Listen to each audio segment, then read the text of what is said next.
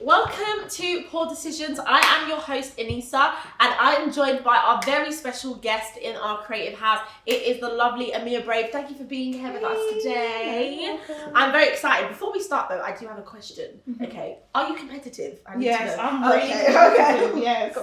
I mean, I've been talking a lot of smack now, saying that I have a strong arm, and I don't know if the guests are going to be able to keep up. But I'm a little bit frightened now that you said you're a little bit competitive. I'm competitive. Okay, so what we're going to do is we're going to play a game of wine pong. The first person down to 6 obviously wins. So Amia, I hope you are ready, honey. I'm ready, girl. Okay. You don't I'm have to ready. tell me, girl. Okay, so balls up if you're ready to start playing. Boom! Yes! First shot! Sorry, that was very exciting. I'm so sorry. That was the Peckham in me. It was very exciting. I'm so sorry. Shiv, you got to drink. I'm so sorry, guys. I'm not drinking with the ball though. Yes, that was the Peckham in me. I'm very afraid. I'm very sorry. I like wine. Which one is this, girl? It's pink Moscato. Do you like a pink Moscato? What is your drink of choice though? If you're going to the bar, I want to know what is your drink of choice. Oh, I'm a bit of a brown girl. Oh, like brown liquor. Oh my gosh, don't tell me you're getting crazy on that. I'm listen, I'm Nigerian. I'm black, okay? Sorry. Oh my gosh, I see how strong you are. Oh!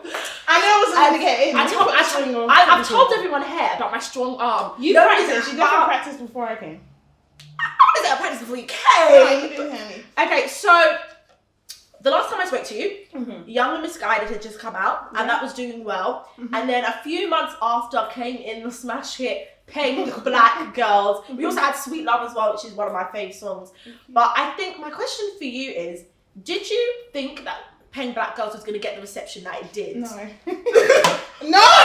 Oh my God. No! I want the money on I'm going to be here slow. We're getting me a drunk to the creative No house. way, like honestly, I didn't think that was gonna happen. Like we just done the song in the studio, it was just finished. I just went home, just carried on with my life. And then when we did the video, I still wasn't thinking, oh my gosh, it's just gonna like do really well. It's gonna be an anthem. Like people are gonna really receive it well. I wasn't thinking that. I generally was just like, oh, this is nice, you know. Just keep on going. I need to keep like get back in the studio. I need to write. I need to perform.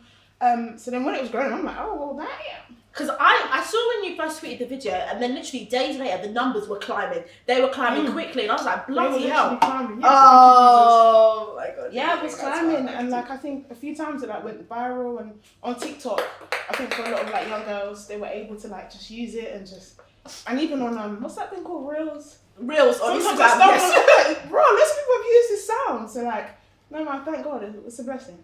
The thing is, I think for me, like I liked Beyonce's Brown Skin Girls, but Pink Black Girls had that different kind of energy for me. UK. And it was a lot of UK like energy. It felt very, I don't know if any's from South London, but it had that. But yeah, it had that energy to me. Yeah. And that's kind of what drew me to the song personally. You know what's so crazy as well? A lot of people saw it from the YouTube ad, so they just saw that first like couple lines that she said, and saw like people outside and like, what is this? So I don't know. It came out perfect time, man, for sure. Perfect. Well, I really enjoyed it. How did the song come about? But did you know any before this actual song? I've been hit for hit. So I met Annie because, as you know, my sister is a writer. She's a playwright and a screenwriter. Damn. The money in his hands. And she had a film school on. Yeah. And Annie was one of the students. So after the class, like all of us like creatives, we just used to like freestyle to beats and stuff. And I just remember hearing her rap. I'm like, damn. I'm like, wow, who is this person? It was like, wow, like who are you? So we just kept in touch. And then she messaged me like, oh, I'm doing an EP. I'd love for you to jump on this song. And I was like, yeah, of course. It was like 2018. So yeah, it's just crazy. Like, so was the song done in 2018? Yeah, I had a different chorus. Oh my gosh. I wrote a different chorus before. And like when she got a manager and she was like, oh, do you think you can like make it more upbeat, something more catchy? I was like, yeah, sure. So I just changed it, and then here we are. Yeah. Now, the song obviously got a lot of reception for how good it was, but then there was some things about the Yeah, song there was some that things. stirred some things, Some honey, that stirred things. people up. And I don't specifically even want to get into the things. Oh, sorry, let me on. I'm not gonna get these. Oh, that's what you think, sweetheart. I got strong. Oh, damn it.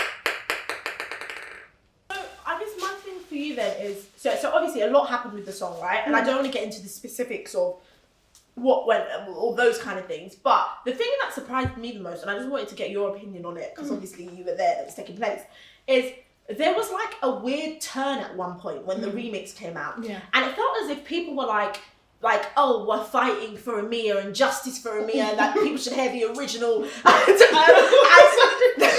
the one.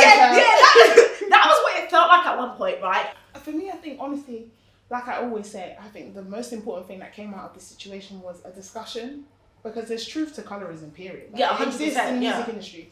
But I think I never want to be like anyone's scapegoat or used as like, you know, people like a poster child for it. Yeah, and some people like compare me to like the dark skinned Aunt Viv and stuff. I'm not her. You're like, this is not the hill that I came to speak down. But that's my old cup, honey. Oh, wow. But I think what happened was, I just think for a lot of people, they just felt really connected to the song. Yeah. And they saw themselves. And when they didn't see themselves any longer, they were just upset about that. And I can understand. Oh my gosh. I mean, I've got a strong hand. What's It's happening? nasty. It must be quarantine. Yeah, that's what I think. That's what I honestly think it was. I think I thought in the beginning the points were valid, like what people were saying, and I did understand that. But then at the end of the day, I was like, but it is a remix, and you had already said your piece about it on Twitter, so I felt like there was no need for us to continue this narrative, like the narrative, like let's get justice. Like it was just like, guys, it's a song, and the original was doing really well for both people. And I think that's what the good thing is ultimately. Like I think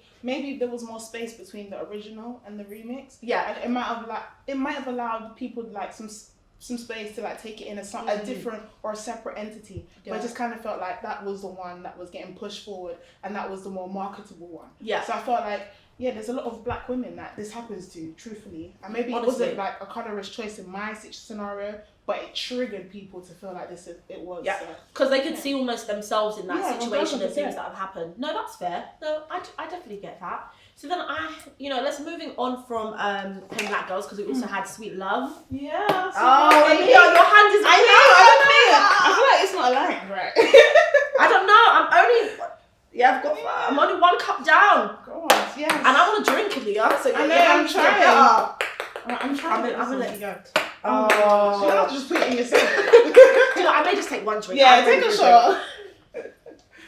Okay, so we had Sweet Love. Now, the last time I spoke to you, we talked about Young and Misguided, and you said this was from a personal experience. So I'm not here to practice. Take a drink first. My question is, was Sweet Love about someone in particular? I wish, I bloody wish. No, it wasn't. Everyone thinks it is. Everyone's like, oh, who's the girl? Like, that's why I came to spill the wine to understand. Honestly, like there was a competition for LVRN, Summer Walker's label. And literally, I was just like, oh, I should probably write something new. Let me challenge myself. Like, I had loads of R&B songs written, but I was like, let me just try and bring something new. So I just wanted it to feel very loving, very like relationship, very just it felt like that. That's why I was my imagination. Nobody. I wish. Pray for me. Pray. So I'm guessing it's fair to say then that you're currently not in Sweet Love. Honey, I done said at the beginning of this year, it's Sweet Love all 2021. Okay. But it's not about anyone specifically. It was just me expressing and just being like imaginative with it, really. Okay. Do you want to be in love? I don't know. Yeah, I'm 1,000%. Yeah. I feel like all R&B singers want to be in love, but everyone wants to be in love. Listen, nobody wants to be in love, because we will write about you. Try anything, you're gonna be in the song. You're gonna be in the song. Okay? Listen, this is like, what wine is this? It's a little. This wine is strong. It's a little strong. We have to heighten a little bit so you can spill all the lovely wine for us. Is there anybody that you want to do a collab with? Ooh, that you've got, Shane, of course, Shane, but she's just like from my arm can reach. No, good. This is my last shot. I'm gonna do 2 shots. Bella's amazing too. I really like Jack James. He's a gentleman. I don't think I've heard him. He's really good. Listen to his stuff. He's really, really awesome. I like Scribs Riley. Have you heard of him? No, I haven't heard of Do him. what you want, Mandy. Whatever makes you happy. Anissa, where have you been? I don't know. Where have you been? Sorry. Clearly, I feel like I could probably make this money shot. Is it this cup? No, it's one of these two. It's one of these two. You're not Yeah, gonna take get out my eyeliner. I need the focus, and then I can 100%. If you get this, honestly, I'll be so shocked. I thought you were going to say you were giving me money. That's why I stopped. No, I no, raised up. no, Because I was like, oh, okay, I'm missing money. I had to do it precision. I have to focus. Okay, do this. Oh, it was so close. Bro, that was like all my balls at this point. I think you should take a drink. So, what do you have coming up next? So, what's going on next? Wow, loads and loads of stuff. I look. Then I'm thinking like a lot is It's the happening. wine. So yeah, no. So I'm happy to announce that the video for Sweet Love should be out. Ooh, I'm excited. I'm excited. Is there going to be like a little like? Can you give us a little bit about what's It's is that Sweet like Love. romantic? I mean, it's Black Love for sure. It's Black Love. Okay, It's Black Love. It's Black Love. I think we just kept it really, really simple. We had to do this during quarantine, so that was hell. That was hell. And obviously, like I'm really involved in my career, all the choices, all the decisions. So, and I don't have like a manager or anything like that. Because I was gonna ask if you were independent or not. I'm indie, no manager, nothing. So, do you want to move into management or a label, or you? Because I'm sure after Paying Black Girls, there were a few phone calls, a few emails to see what was going on. I mean, in all honesty, it's like anything. When you're part of something that does really well, like people are looking and like, what's she gonna do next? Yeah. I'm a different type of artist. I'm not really an artist that just sits back and just lets things happen. I'm really involved with like my own budget that I create for myself. I team up with my family. I explain to them that this is my journey, this is my trajectory, this is where I want to go. Yeah. And this is what I need.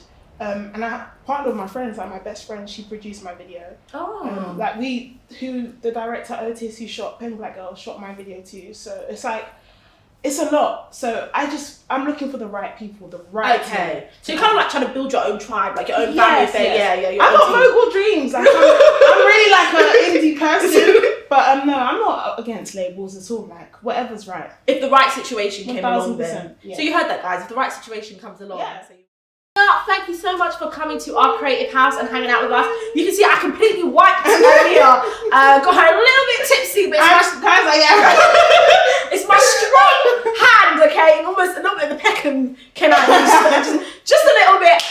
Thank you so much for watching today's episode of Poor Decisions. You can follow Amia Brave on Twitter, on Instagram. Her handles are going to be all over the place and in the description below. But thank you so much for watching, and we will see you next week. Thank you, guys. Bye, guys.